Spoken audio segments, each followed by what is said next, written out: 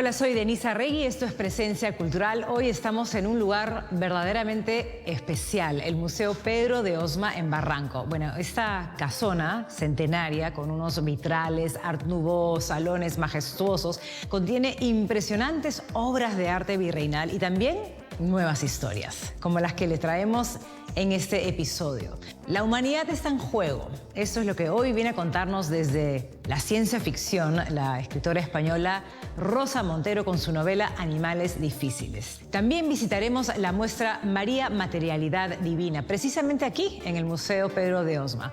Y Neon Chicha, que es una exposición que rinde un tributo muy especial a un fenómeno musical y cultural convertido con los años también en una tendencia gráfica. Por supuesto, no puede faltar el placer de los ojos. Hoy Raúl nos trae un anticipo del próximo Festival de Cine de Lima y una ruta para disfrutar de las películas premiadas en ediciones pasadas sin salir del sofá. Todo esto y más hoy en Presencia Cultural. No se vayan, quédense por aquí. Vamos a mostrarles además ambientes de esta preciosa casona, así que todos bienvenidos.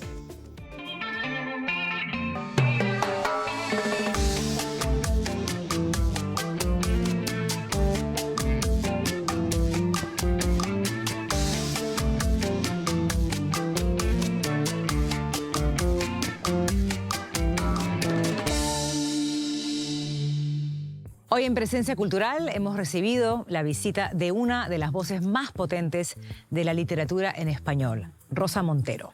Periodista, novelista, ensayista y una exploradora incansable de la condición humana. Rosa nos presenta su más reciente novela, Animales Difíciles.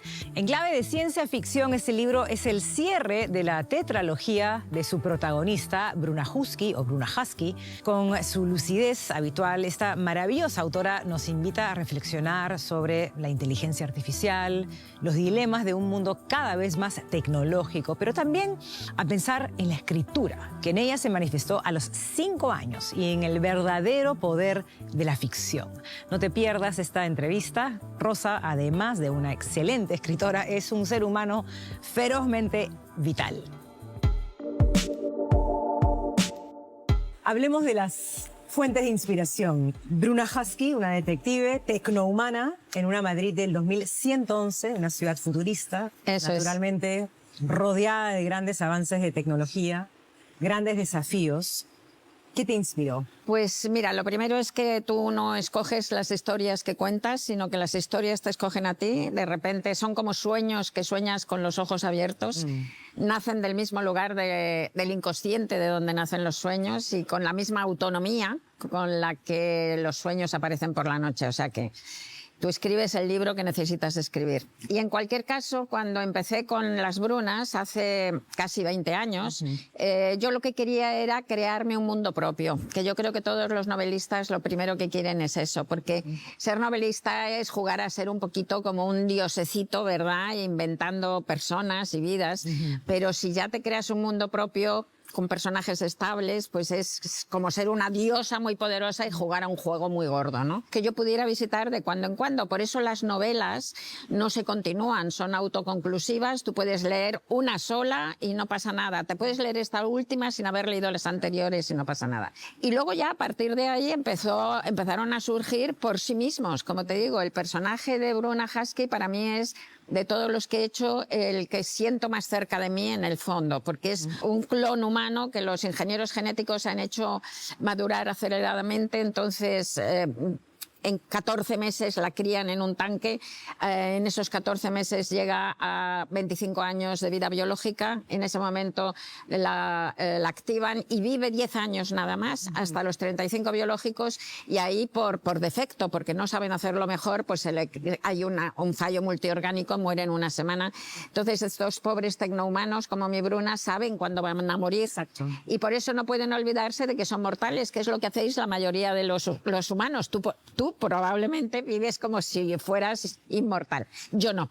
Ajá. Yo soy una de esas personas neuróticas, de ese puñado de hiperneuróticos como Woody Allen, ¿no? Que todo el rato, desde la infancia, estamos pensando en la muerte y en el paso del tiempo y en lo que el tiempo nos hace y nos deshace, porque vivir es deshacerse en el tiempo, ¿no? Y Bruna también es así, por eso me siento tan como sabe cuándo va a morir, pues también es así, no se puede olvidar de su muerte y por eso me siento tan identificada con ella.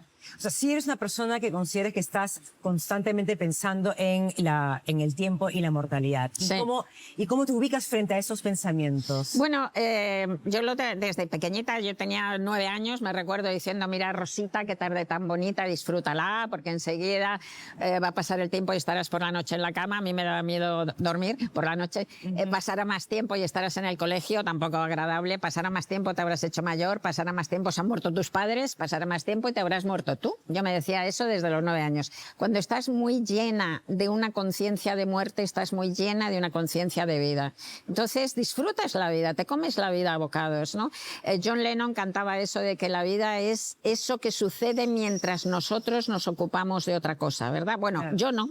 Yo en general me ocupo de vivir. O sea, no es un miedo paralizante. No, al contrario, es un miedo, bueno, puede ser un miedo, por ejemplo, yo he tenido ataques de pánico desde los 16 hasta los 30 años y tienen que ver con el miedo a la muerte, ¿no? O sea, que pagas un precio, ¿eh?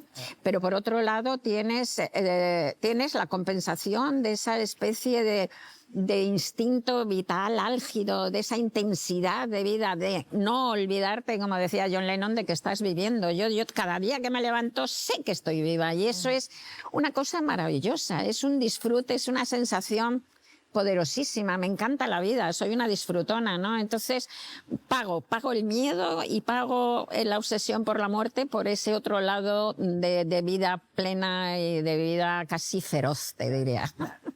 Entonces, en tus novelas y también en Animales Difíciles exploras mucho, naturalmente, la gran pregunta de quiénes somos, ¿no? Entonces, en este mundo de hoy tan tecnológico que de alguna manera nos cambia quizás la manera como nos vemos a nosotros mismos, ¿no? ¿Cuánto sientes tú que es más importante ahora pensar en buscar nuestra identidad, la búsqueda de la identidad en general? Bueno, lo que pasa es que este libro me parece una pregunta muy atinada porque Animales Difíciles, uno de los temas esenciales del libro es la identidad y me parece muy atinada porque la identidad yo creo que es un problema, uno de los grandes conflictos del ser humano, llegar a saber quién es, llegar a saber qué es lo que desea de verdad en la vida. Creo que la mayor parte, o buena parte de los seres humanos se mueren sin tener idea de qué es lo que desean de verdad hacer con sus vidas. Creo que en general empezamos a vivir intentando ser lo que nuestros padres desean para nosotros o algo mucho más patético, lo que creemos que nuestros padres desean para nosotros, que a lo mejor ni siquiera es verdad. Luego dependemos a partir de ahí de la mirada de los otros, porque la identidad somos animales sociales y la identidad se basa en lo que nos refleja la mirada de los otros sobre nosotros, ¿no? Entonces, somos muy frágiles en eso. Y claro, este, ya digo, es un conflicto viejísimo, pero tienes toda la razón que yo creo que ahora está todavía peor, está en caída libre. Aún es más difícil hacer esa travesía hacia nuestro lugar en el mundo, ¿no? Hacia el reconocimiento de quiénes somos, porque hay un desarraigo tremendo, hay un desarraigo familiar, hay un desarraigo social, hay mucho miedo frente al futuro, hay un embrutecimiento de la mirada de los otros con las redes. Si dependemos de la mirada de los otros, esta locura mediática de las redes está haciendo que todavía sea más caótico y que todavía sea más doloroso saber quiénes somos. En la novela planteas un futuro donde la inteligencia artificial claramente puede ser una oportunidad fantástica, es fascinante, pero al mismo tiempo es una amenaza, ¿no? Sí. Sí. Me imagino que debes tener mucho que decir, ¿no? Acerca de la inteligencia artificial, el papel que juega hoy por hoy en nuestras vidas. Pero, ¿qué riesgos ves tú, ¿no? En el futuro si es que no lo manejamos con cuidado? Claro, el problema es que nunca el ser humano ha estado en una frontera tecnológica tan impresionante como esta. Capacidad, la potencia que tiene la inteligencia artificial es tan brutal que no tiene parangón con nada que haya hecho el ser humano antes. Hay dos líneas de peligros que son para mí las verdaderamente cruciales. La primera es que la inteligencia artificial y quien maneja la inteligencia artificial puede manipularnos total y absolutamente. Los seres humanos somos muy fáciles de manipular, somos como los perros de Pavlov. Los neurocientíficos más importantes del mundo llevan años clamando en el desierto pidiendo que se incluya dentro de la Carta de Derechos Humanos los neuroderechos, que son 5 puntos y que son tan claros como derecho a que nadie se meta en mi cabeza sin yo saberlo ni autorizarlo, o derecho a no sufrir un sesgo cognitivo sin saberlo, ¿no? Entonces, es tan poderosísima la inteligencia artificial que nos puede convertir en peleles, y ya está pasando, nos puede dictar qué es lo que queremos hacer, pensar, votar, saber, comprar, ser, todo. O sea, nos puede convertir en peleles. Eso ya es peligrosísimo, ¿no? Y luego hay otro nivel todavía de todo esto, es lo que habla mi novela, hay otro nivel todavía más peligroso, que es el de crear una superinteligencia, que estamos en ello, que puede llegar antes de 30 años, según expertos, y que sería una superinteligencia inhumana, es decir, que no sabemos, al no ser humana, no sabemos cómo va a ser, y que podría realmente acabar con la especie humana, porque podemos ser como las hormigas de esa inteligencia. ¿Pueden las hormigas concebir lo que es el ser humano? No, nosotros no podremos concebir lo que es esa superinteligencia. ¿Pueden las hormigas controlar al ser humano para que no pisotee el hormiguero? Pues tampoco. Esa superinteligencia que irá a su bola y que no la entenderemos y que no la concebiremos, un día puede decir, voy a utilizar estos átomos de carbono para otra cosa. Y los átomos de carbono somos tú y yo. Es decir, estamos construyendo un Dios indiferente, ¿no? Entonces, no quiero dejar esta sensación tan pesimista, porque el futuro no está escrito, el futuro lo escribimos hoy, y podemos controlar esta potente superinteligencia o esta potente herramienta que es la IA para utilizar las partes buenas y no las malas. El ser humano lo ha conseguido con otros avances tecnológicos. Por ejemplo, llegamos a un acuerdo con la clonación. Se prohibió la clonación humana. ¿Por qué no estamos haciendo eso ahora? Tenemos tiempo, lo podemos hacer, pero no lo estamos haciendo. Hay que ponerse las pilas. ¿Cómo puede la literatura, cómo pueden otras artes, otras prácticas ayudarnos a encontrar la calma, ¿no? El sentido en el mundo así tan acelerado, ruidoso, inmediato y la literatura escalofriante? Depende de lo que llames literatura. O sea, la novela no está hecha para enseñar nada, está hecha para aprender y para poner luz en las sombras. Ajá. Con las novelas, que son como los sueños de la humanidad, intentamos entendernos más, intentamos sanarnos un poco, ¿no?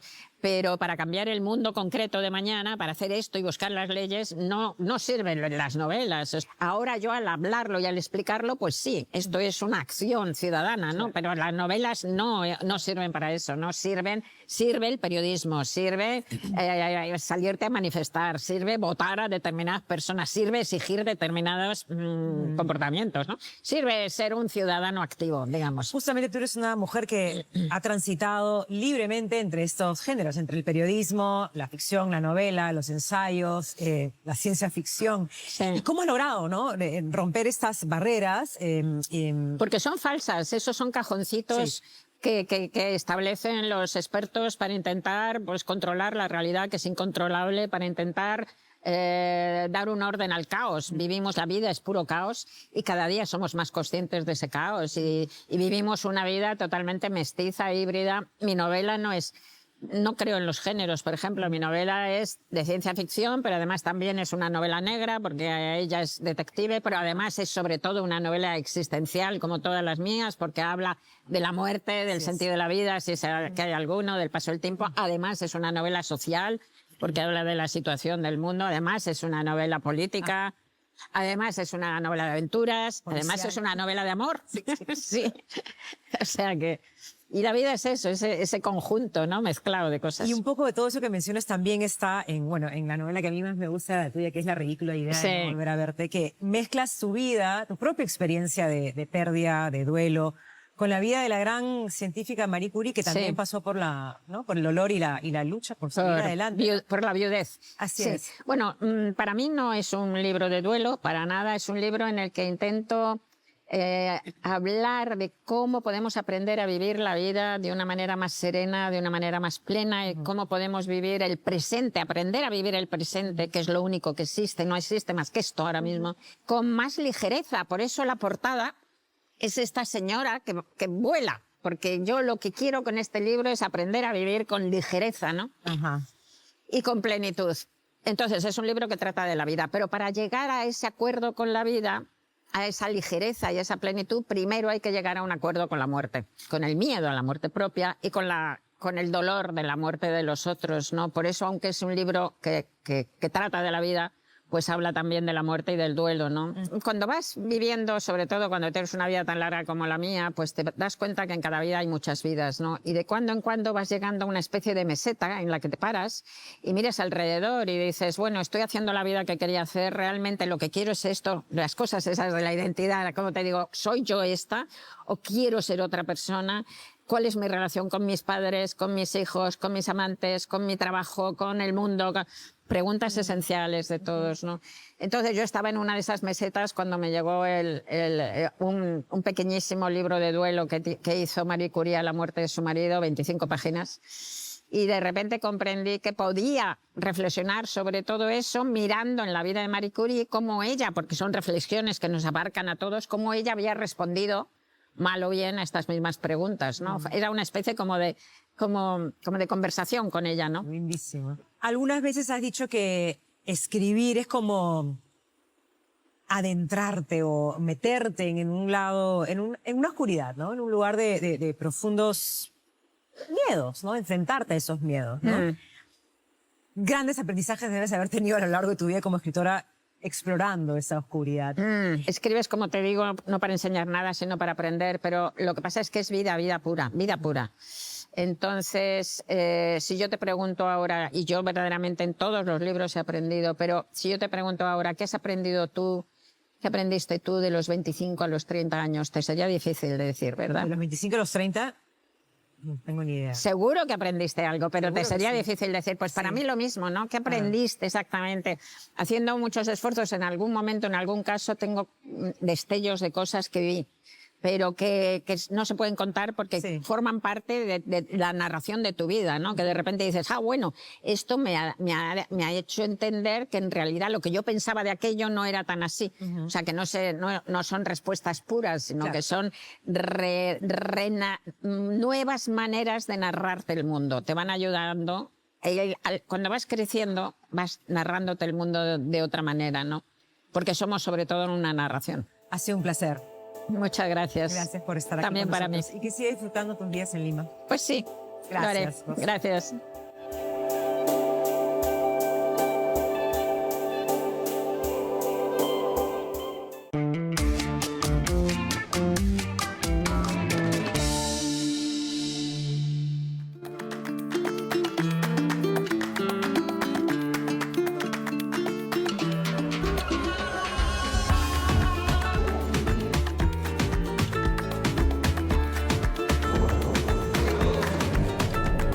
Nos encontramos en plena temporada del Festival de Cine de Lima, que empezó el pasado 7 de agosto y terminará. Conoceremos los resultados, a los ganadores y a los distintos premiados en las diferentes categorías que se suelen reconocer en el certamen cinematográfico más importante del país el 16 de agosto. Pero la buena noticia es que, como para ir preparándonos para el palmarés de este año, muchas de las películas ganadoras de años anteriores se encuentran disponibles en las plataformas de streaming. De hecho, la principal ganadora ha sido Simón de la Montaña, la ópera prima del argentino Federico Luis. Se puede ver en la programación de Netflix, una película protagonizada por Lorenzo Ferro, que además de obtener el premio a la mejor película, al mejor largometraje de ficción en el Festival de Lima del año pasado, obtuvo también el premio más importante en la Semana de la Crítica en el Festival de Cannes. Y es un film ciertamente polémico, pero que habla de temas muy relevantes como la discapacidad mental, la alienación entre los jóvenes. Es una película controversial, pero muy interesante, que no pueden dejar de ver y que se encuentra, como les decía, en la plataforma Netflix, donde también encontrarán a la ganadora del año 2023, a Tótem, de la mexicana Lila Avilés, una película encantadora que reflexiona en torno a los recuerdos de la niñez, en torno a la muerte y cómo la muerte puede cambiar por completo la vida de una pequeña, en este caso una niña, que es la gran protagonista de esta película, de esta directora mexicana que el año pasado fue quien tuvo a su cargo la presidencia del jurado de la competencia de largometraje de ficción. Es ya una tradición que los directores o los actores involucrados en las películas ganadoras de los años anteriores terminen formando parte del jurado del año siguiente. En este caso, por ejemplo, en el jurado de la competencia de ficción de este año está Celina Murga, que el año pasado compitió con su película El aroma del pasto recién cortado, y también el chileno Vinko Tomisic, un director joven, muy interesante que presentó el año pasado uno de los films más notables dentro de la competencia de ficción, que fue Ladrón de Perros, que luego también tuvo un recorrido muy exitoso por otros festivales internacionales como el de Málaga, por ejemplo, en España.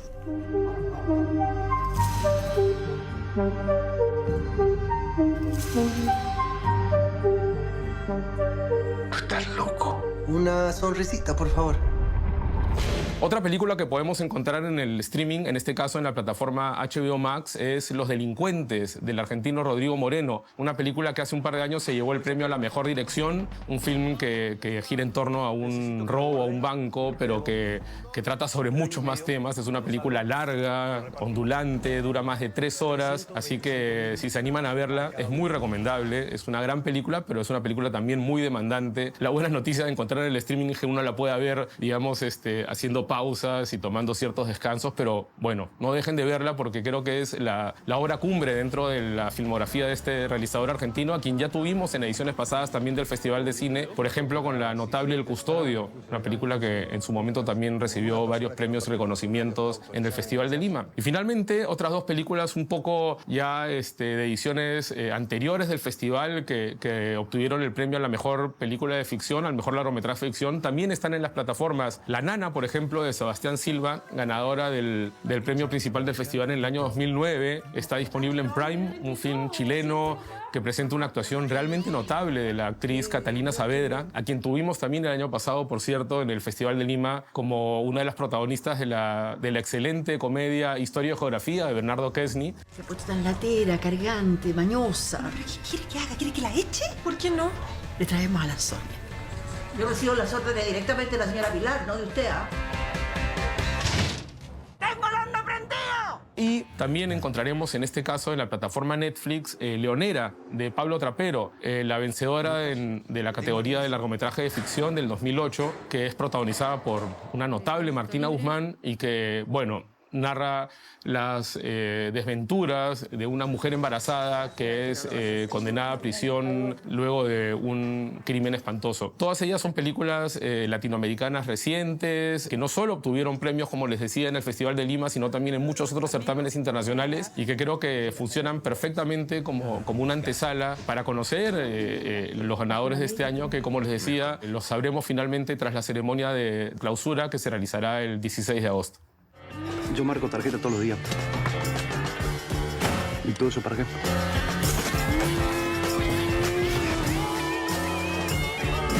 Death is a privilege that God grants you and denies me.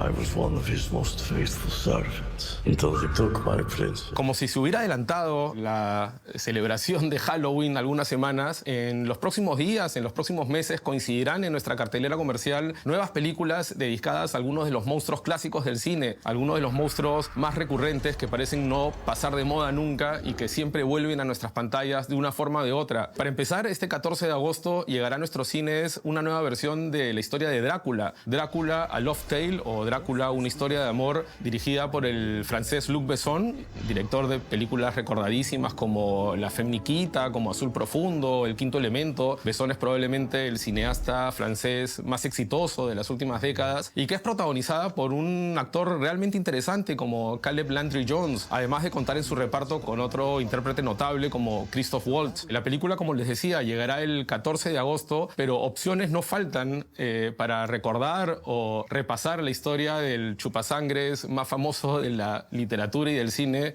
en las plataformas de streaming. En HBO Max, por ejemplo, está un clásico de la década del 90 que es Drácula de Bram Stoker de Francis Ford Coppola, protagonizada por Keanu Reeves, Anthony Hopkins, etcétera, etcétera. Una película imprescindible dentro de la filmografía de este realizador. Y en otras plataformas encontraremos también versiones muy distintas. Por ejemplo, en clave de comedia, en Prime Video está Renfield, asistente de vampiro, en la que Nicolas Cage interpreta a Drácula y Nicholas Hoult interpreta a su escudero Renfield. Are you here for the meeting? Well, come on. No! No! Some call me the Dark One. Others, the Lord of Death. To most, I am Dracula. Okay, obviously we're dealing with a little bit more than just narcissism here. Y en la misma plataforma se encuentra El último viaje del Demeter, también traducida como Drácula, Mar de Sangre, que está concentrada al viaje. Es una película que cuenta los pormenores del viaje en barco del cuerpo de Drácula desde Transilvania hasta Inglaterra. Es una película, sobre todo la de Renfield, protagonizada con un excesivo Nicolas Cage, que creo que está diseñado perfectamente, es un actor perfecto para este papel. Es una película que por momentos recuerda los vampiros esperpénticos de la genial serie What We Do in the Shadows, que están todas las temporadas disponibles en Disney Plus y que nunca me cansaré de recomendarlas, y que logra entremezclar el gore con la comedia negra.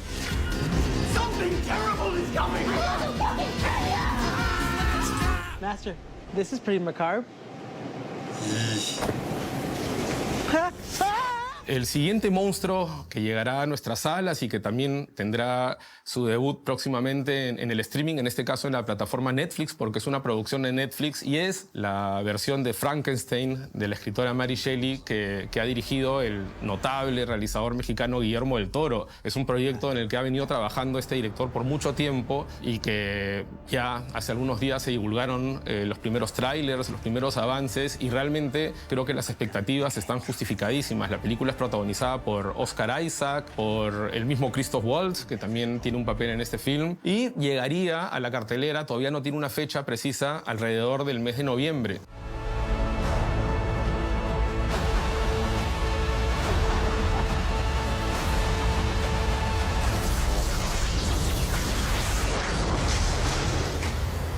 In seeking life,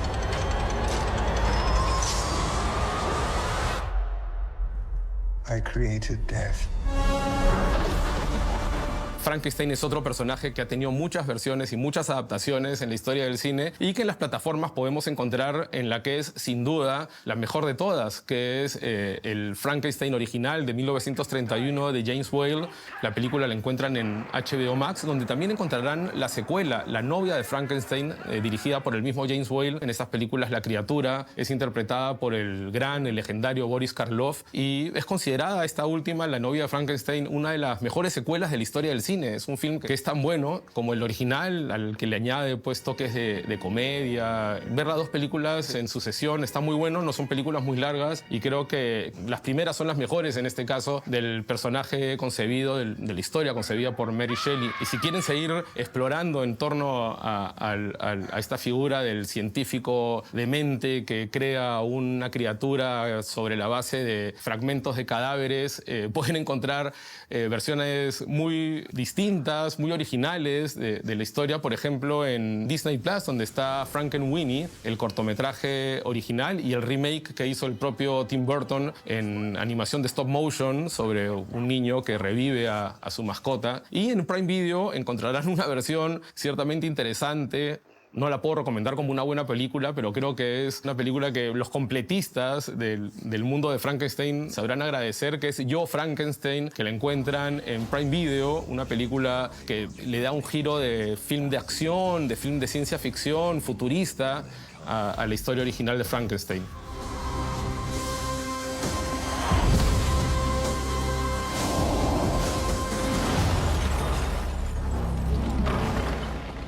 Surely damn you.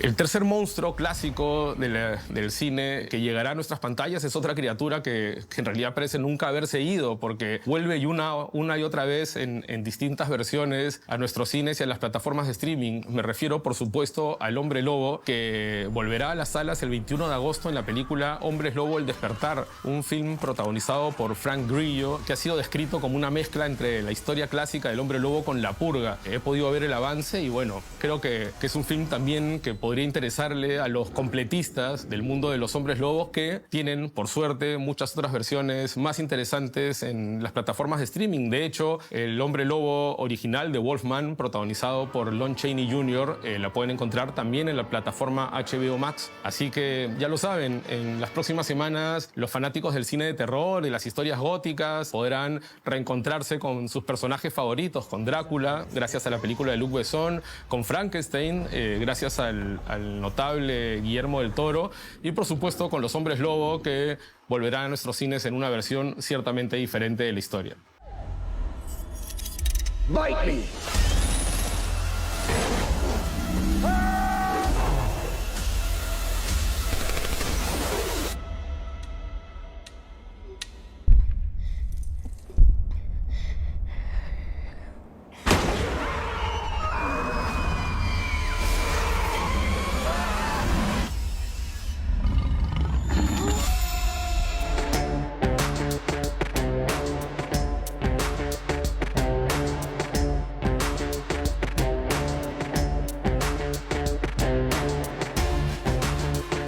Quiero agradecer a la tetería Aquelarre, ubicada en el Jirón Chancay, en el Cercado de Lima, por permitirnos grabar aquí en su local, que como pueden ver resulta perfecto para todos los que aman el mundo de las brujas, el mundo del ocultismo. Es un sitio que está realmente especial y creo que aquí dentro de algunas semanas y meses será excelente venir a celebrar el Día de las Brujas o el Halloween. Pueden revisar en las redes sociales del local las diversas actividades que organizan con frecuencia.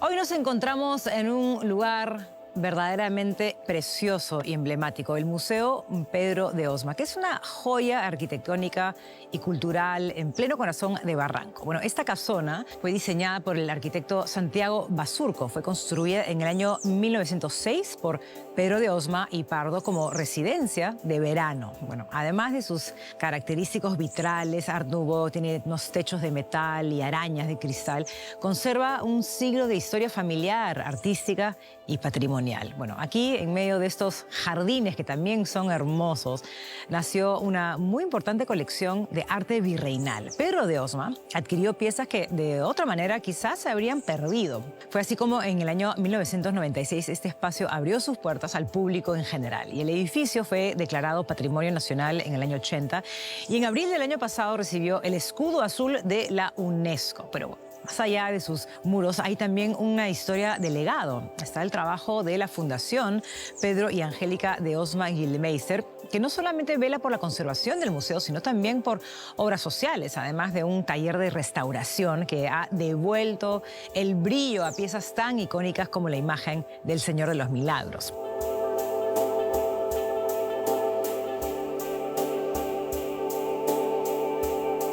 Intentamos refrescar un discurso, escoger nuevas actividades que acerquen al público, como por ejemplo nuestro último recorrido que acabamos de inaugurar, que se llama Entre dos mundos, hispanidad y mestizaje.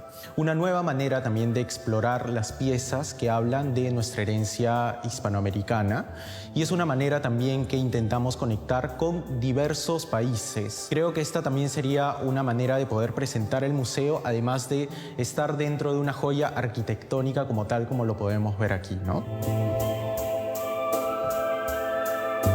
Bueno, hoy vamos a recorrer sus salones desde la sala manierista con obras atribuidas a pintores italianos que emigraron a Lima en el siglo XVI. Y también piezas espectaculares en piedra de Huamanga, hay pinturas de ángeles y arcángeles, arte cusqueño de los siglos XVII y XVIII, hay retratos coloniales, hay muebles históricos y una sala de platería que realmente es deslumbrante, entre otros rincones que esconden verdaderas joyas, como la sala dedicada al arte del sur andino. Bueno, el Museo Pedro de Osma es, en definitiva, un puente vivo entre el pasado y el presente. Es un lugar donde la memoria se cuida, se comparte y se celebra.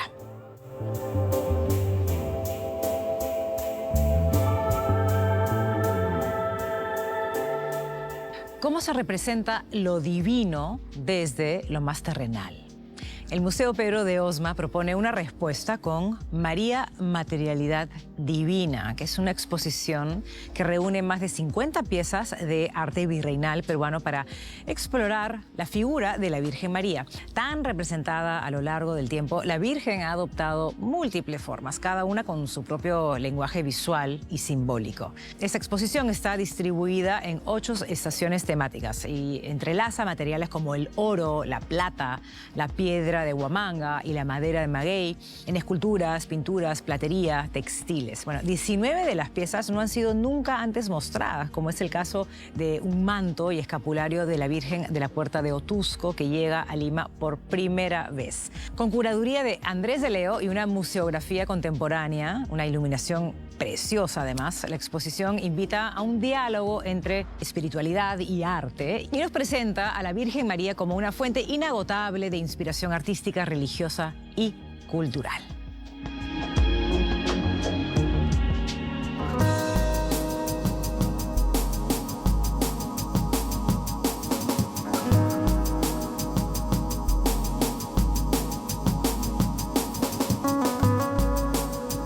La exposición María Materialidad Divina es una exposición que intenta objetivizar la divinidad de tal modo que podamos entender cómo es que se ha representado la Virgen María a través del arte, principalmente el arte virreinal.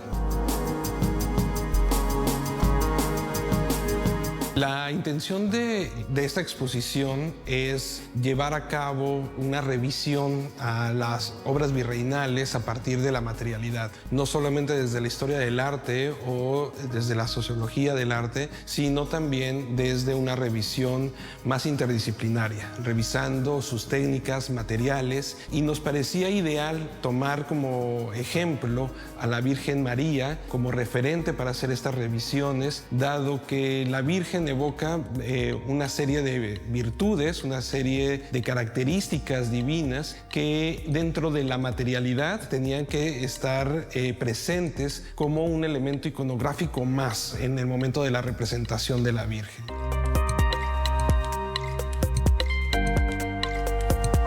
Al momento de planificar y de diseñar esta exposición, nos enfrentamos a diferentes temáticas. Es por ello que dentro de toda la exposición hemos seleccionado 8 secciones, desde que intentamos, ¿no?, materializar elementos intangibles como la propia devoción, la luz, la música y aquellos elementos también materiales que van a evocar a esa divinidad, ¿no? La Virgen como contenedora, la Virgen como Inmaculada, e incluso hacemos unas revisiones de los talleres andinos, haciendo un especial énfasis a la producción de los talleres andinos que representaron o que se apoyaron de ciertos materiales locales para representar esta divinidad, y también una revisión hacia aquellas legitimaciones que tienen estos talleres a través de este arte. Esta exposición se realiza con una curaduría de aproximadamente 50 piezas, de las cuales 19 de ellas son inéditas. Esto quiere decir que se encontraban dentro de los depósitos del museo, y también esto nos alentó precisamente a diseñar esta exposición, a que obras que no se conocían o que poco se conocían por estar en el depósito, en este momento era una oportunidad para que pudieran ser exhibidas, para que la gente que ya conoce el museo o los nuevos visitantes puedan descubrirlas, encontrarse con ellas y también pues apreciarlas.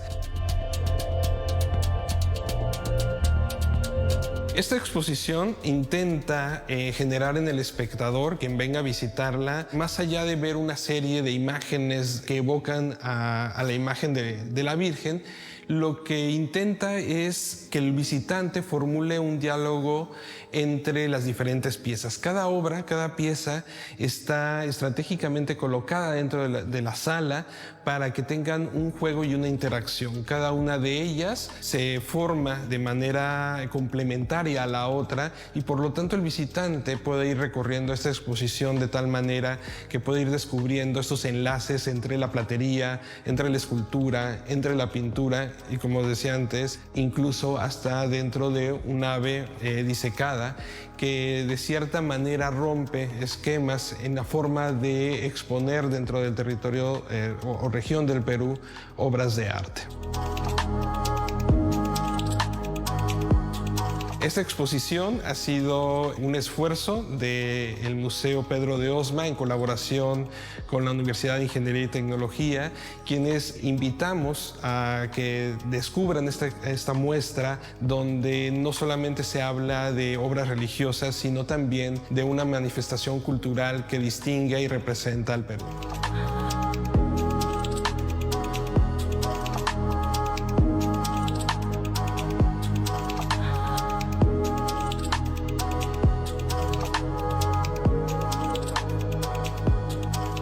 La gestora cultural y actriz Gloria María Lescano llevaba un largo tiempo acompañando a su madre en sus idas y venidas al hospital. Bueno, en esas interminables horas en la sala de espera, Gloria María observaba, se frustraba y al mismo tiempo reflexionaba. Bueno, ese ha sido el punto de partida para crear la obra 10 pasos para conseguir una cita adicional en el seguro de salud. La experiencia personal se transformó en un proceso creativo que la ha llevado a hablar de la dificultad del acceso a la salud, de la necesidad de ser visto para ser atendido, de la desigualdad de género en las labores de cuidado y del racismo estructural que atraviesa el sistema. Bueno, esta obra fue ganadora de los estímulos económicos para la cultura del Ministerio de Cultura. Este unipersonal de teatro físico, interpretada por la propia Gloria María y dirigido por Josué Castañeda, arrancó hace 2 días y va a estar hasta el 23 de agosto en el Galpón Espacio de Pueblo Libre. Después de la función, además, van a haber conversatorios vinculados a la sanidad pública. Yo, por lo menos, no me lo pienso perder. No tengo un manual, pero he escrito con mi cuerpo, mi voz, mis tiempos y el espacio una obra que recoge mi experiencia y la de muchas personas en la larga espera por acceder a la atención en los hospitales públicos. 10 pasos para conseguir una cita adicional en el seguro de salud. Estreno el 8 de agosto. El Fondo de Cultura Económica nos ha enviado 3 hermosas publicaciones. Se trata de 3 cuentos infantiles que en realidad vienen bien para todas las edades. A mí por lo menos me han encantado. Mira, el primero es El tigre que vivió conmigo, que es un relato escrito por Gustavo Rodríguez con ilustraciones de Andrea Lertora sobre Fernando, que es un niño que tiene que aprender a la fuerza, como casi siempre, la importancia de los cambios y el desapego. El otro es este, que se llama Edificio, de Isabel Menéndez, con ilustraciones de Lucía Mimbela. Son madre e hija, o sea, qué bonito trabajar en equipo y en familia. Bueno, ellas nos hablan precisamente de un edificio ubicado en el número 315 de la calle Mandarinos, donde habitan distintos personajes y realidades en 10 departamentos. Todos ellos piensan que nadie los ve, pero realmente nadie los ve. Y finalmente está esta belleza que se llama Una pulga en el corazón, escrito por Ana Vera con ilustraciones de Víctor Inami. Es una historia ternísima que está inspirada en un hecho real, en la vida de una perrita albina, mestiza, que se llama Bianca, que tuvo la suerte de ser rescatada de una mala adopción. Así que, nada, queríamos agradecer al Fondo de Cultura Económica por enviarnos estos libros, pero especialmente por publicar estos tesoros que son para toda la familia y que además están a precios muy asequibles. Así que muchísimas gracias al Fondo de Cultura Económica.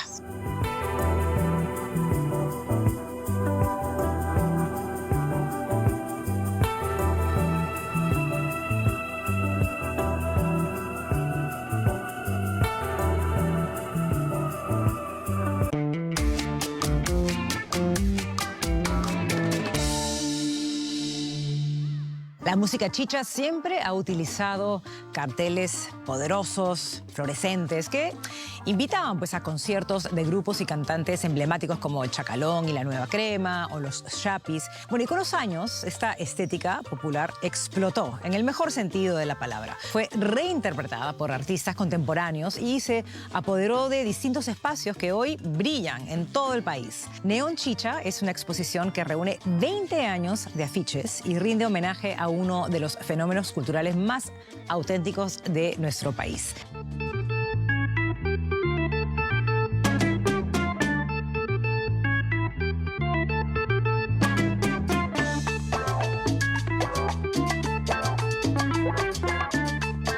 Neón Chicha es una exposición que recopila casi 20 años del afiche popular serigráfico del cartel Chicha. Obviamente todos conocemos que tiene un origen callejero, un origen publicitario para hacer propaganda de los conciertos y de las bandas tanto de cumbia como de folclore. Pero ya en estos últimos 20 años, sobre todo a partir del 2010, hubo una transformación del cartel Chicha y ya se empezó a considerar como un objeto de arte. Había una transformación muy interesante en los últimos 15 a 20 años del cartel, de ser un artefacto callejero en algún momento despreciado por las élites a un artefacto ahora codiciado por restaurantes, tiendas de moda. Ha habido todo un proceso de transformación, de consideración y de aceptación del cartel como una muestra de identidad peruana, ¿no? Quizás como la muestra más resaltante de la identidad peruana. Lo que caracteriza al cartel básicamente son dos cosas. Uno, las tipografías, las letras hechas a mano, que son bastante juguetonas, sinuosas, llenas de movimiento, ¿no? Y el otro, que es el elemento que resalta más para muchos, es el elemento del color, ¿no? El uso del flúor y las fosforescencias, que tienen una historia bien interesante. El uso del flúor, del neón, del incandescente, del fosforescente, se da primero en las comunidades andinas peruanas, en los textiles, y de ahí pasa al cartel. Abarca distintos talleres de varias zonas del Perú, no solo, ¿no? También hay afiches del Norteños, de UPIC, que quizás es la empresa serigráfica de talleres más grande del norte de peruano, de Piura. Pero también hay instalación, hay dos instalaciones. Hay una instalación que se llama Chichaland, hecha por el artista Jefferson Guamán, que es una experiencia inmersiva dentro del universo de la gráfica chicha y neón. Y hay otra instalación que es la que vemos atrás mío, que es la de Monquilandia. En el caso de Monquilandia, yo la he dividido en dos partes. Hay una sección que es de nombres de grupos y hay otra sección que es con frases o lemas populares, ¿no? La idea de rotular un lema popular o un refrán popular ya está desde las carrocerías de los carros. Y bueno, lo que hace Monkey es recuperar la parte más picaresca o más humorística de estos carteles de sabiduría popular. Si pisas Lima, yo te voy a decir. Neón Chicha es una exposición que ha costado bastante trabajo en el tiempo, ¿no? O sea, es una colección de 20 años y como Neón Chicha, como itinerancia, la exposición comenzó el año 2021 en un festival de cine en Biarritz, en Francia. De ahí itineró por unas ciudades de Europa, en la Bienal de Grabado de Arequipa, y ahora el 2025 se está haciendo aquí en el Museo del Grabado del IBNA.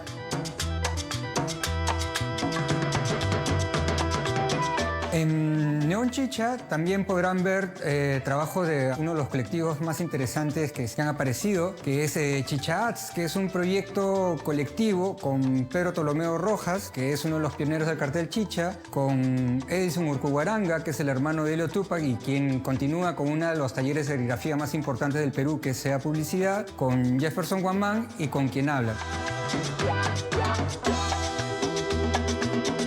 Mi participación en Neón Chicha, muy aparte de los afiches que tengo, hay una instalación en la sala, en el fondo de la sala, con collage, stencil y graffiti. Es una instalación llamada Chichaland, que participó en una galería llamada OKK en Berlín, y esta vez lo tenemos exponiendo aquí en el Museo del Grabado en el IBNA. El objetivo es demostrar que el arte popular, el arte callejero, es un arte muy contemporáneo en estos tiempos, ¿no? Y también es una forma de decir que desde la calle se puede demostrar la creatividad. Los invito a ver Neón Chicha. Van a ver alrededor de 200, casi 200 serigrafías, instalaciones, pinturas y todo lo que tiene que ver con el complejo y rico y divertido mundo y colorido mundo de la gráfica popular peruana.